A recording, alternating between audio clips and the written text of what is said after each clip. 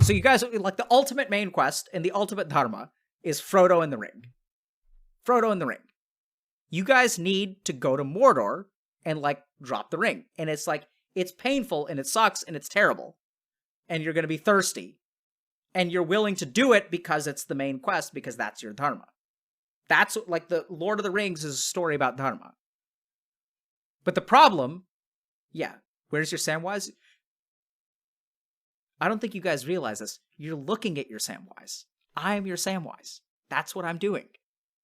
I'm Samwise. I'm not Gandalf, I'm Samwise. Right? I'm here to help you. I'm helping you. This is what I'm doing. I'm carrying your pack. You're sitting there whining about how you're hungry and you want strawberries and stuff like that, and I'm keeping your spirits up. And inside I'm raging at you and want to throttle you because you're such a whiny little hobbit. Okay, and just like I told you, my friend Greek took psilocybin and decided to lose 200 pounds, or decided he wanted to lose weight and lost 200 pounds. Or you heard that elsewhere. I didn't even tell you. Close your eyes. Okay. Okay. Notice that thing within you that wants to speak, right? What does it feel like? I feel like context. I feel like every piece of a puzzle matters, and that it can't truly be understood without every piece. Okay. So yeah. And is it important to understand a puzzle? I feel like we're trying to solve the Wheel of Fortune puzzle without just having every letter, when the optimal line. What do you feel in your body? I feel like I want you to know every letter. What? I broke up with my boyfriend. Oh, hold on 1 second. 2 months ago. Okay. What? Sorry. Shit. It's okay. It's okay. Hello? Hi. Okay, she's kind of loud. Okay, thank you. All right, bye. So, my mods try to sometimes get my attention when I'm talking to people, but I'm so absorbed in the person that I'm talking to. And sorry, no, go ahead. I still feel bad about that. Like, if there's one thing I could change, I would try to make it more private, break up nicely. Instead, like, everyone knows about it, and I felt bad because he also got, like, a lot of hate. Sorry.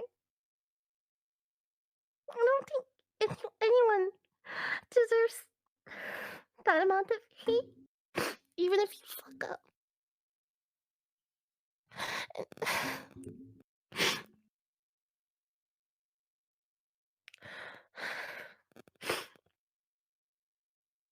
And then ever since then, that's where the trouble sleeping comes from, I think. From then, I haven't been able to really sleep. I've been And how does someone hate on you for their voice? What do they actually say? They say you're faking your voice for attention? Is that what, like, I don't even understand how that, I don't, like, what the hate mail even looks like. Hey, you're not talking in your real voice. Well, I'm not talking in my real voice too, but that's okay. You don't have to do it like that. You can do whatever kind of voice you want to do. We can do this voice. We can do this one. We can do a little bit of the German accent. We can do all kinds of the different accents. I watched some offline TV's content.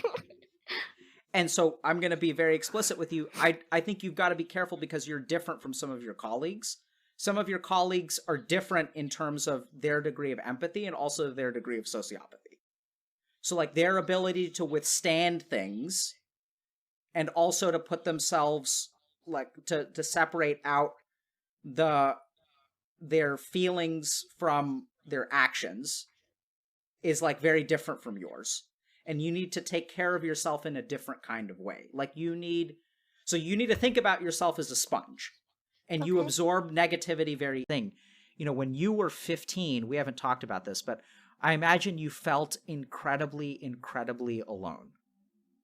That you didn't understand what was going on in your life. And, like, the people, like, no one understood you, and you didn't understand why. Like, you tried to be a different person. You tried so hard to be a different person.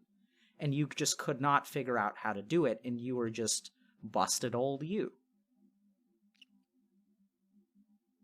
And like, there's something really powerful about people who are feeling that way being able to watch you struggle and say like, oh wow, like she's busted Lily and I'm busted me, and she manages to do it, so I shouldn't give up.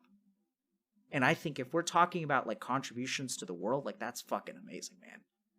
So don't stop what you're doing, and they deserve, like, you deserve every ounce of it. Not only do you deserve it, but they need you, Lily. It's not even about you. It's about like what you're doing for them. And there are people who struggle so much with depression that they become disabled and they're not able to do anything with their lives. And then they blame their depression. But there's also a bizarre amount of security in that depression because it absolves you of responsibility. And here comes fucking Lily Pichu, who also struggles and got told by her mom, like got like, you know, really emotionally abused by her mom and told her that she wouldn't rather be born. And that's what my parents told me. And here she is being successful.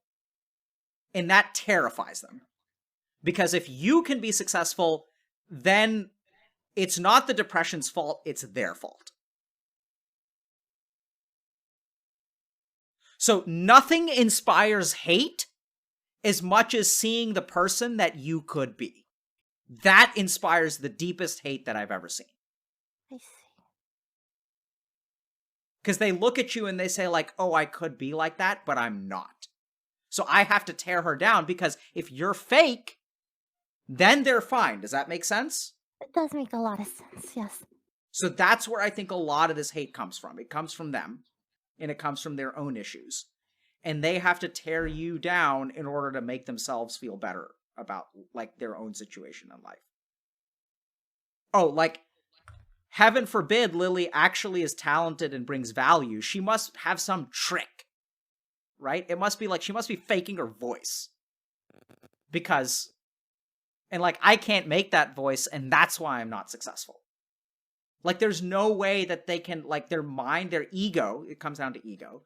Their ego can tolerate, like, you being the person that you are because it assaults their worldview in some way.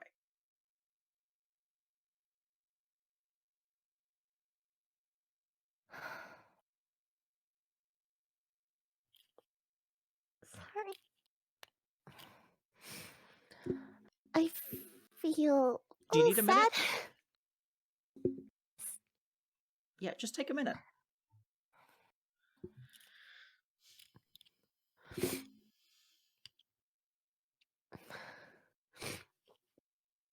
He was my idol, right? He's my father. I'm a young kid, a boy. And here he is like, I'm like, Dad, what happens when we die? And he's like, well, you cease to exist and your body rots. So, Ethan, what are you feeling now? Now we're getting somewhere. Now you're feeling. Now the armor's coming down. What is that? What are you feeling when you talk about your dad? When you tell that story, you become I feel animated. let down. I feel abandoned, right? I feel vulnerable again. I 'Cause I see didn't- more. I see anger. Oh, yeah. Also, yeah, fair. Like, we can cover some topics around relationships, loneliness, and porn addiction and sex addiction and things like that. Well, porn addiction, I guess, because we're on Twitch. Sky, do you deserve forgiveness? Absolutely not. 0%. No way. Because I mean, I did a lot. I did too much damage to people. Even now, like I lay in the wake of bring out your dead. Like, there are so many lives that I've ruined, and then obviously, like, I mean, it doesn't get any worse than lying to your fans like 6 times and going through the exact same cycle to the point where even your most loyal fans are like, all right, we're done. And then I wanted forgiveness, but I would always like mess it up. So at this point, No, you don't I- deserve it. yeah, no, I don't think so. How would you feel if people did forgive you? Lonely. Like, lonely doesn't describe it. It's like hurts. Feels like something's missing, and the only thing that can, like, you need someone else to fill that in. because you've tried for a long time to like fill it yourself and you just can't. Yeah. But it keeps happening where the people I'm trying to fill it in with think I'm crazy. Yeah. You know, because they're not as needy as I am. So now there's a whole other layer to this. Do you need a minute or can we keep going? No, we can keep going. So I think there are two fears here. One is like the feeling of aching and loneliness. And the second is when you find those people, the fear that they're going to leave too, that you're going to do something and then they're going to stop returning your texts. And they do. Yeah. So it's not an irrational fear. This is not working, right? Like mental health is not working.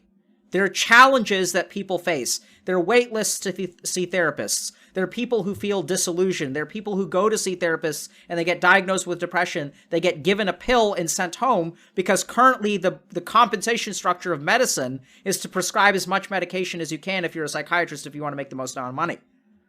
Insurance pays about $200 for me to sit with someone, on average, for 1 hour and talk to them about their feelings and try to help them understand themselves. Insurance also pays me $150 to spend 15 minutes with that same person and prescribe them a medication. So I have a choice as a psychiatrist. I can see 4 people and prescribe 4 medications and make $600 an hour, or I can talk to one person about their feelings and make $200 an hour. Right? That's the world we live in. The shoes of any other human being, I don't know that they'll really spend 2 years with me unless there's So something Reckful, that I'm not counting on them to spend 2 years with you. What are you counting on? I'm counting on myself. It's the Oh, only that thing you'll that can spend be 2 years with me. Yeah, that I believe. That I can believe. That, So I can't trust any of them. True. So I'm gonna try It's to nice love having you. someone to come to every week like this. I'm gonna try to love you for 2 years, at a minimum. I really appreciate it.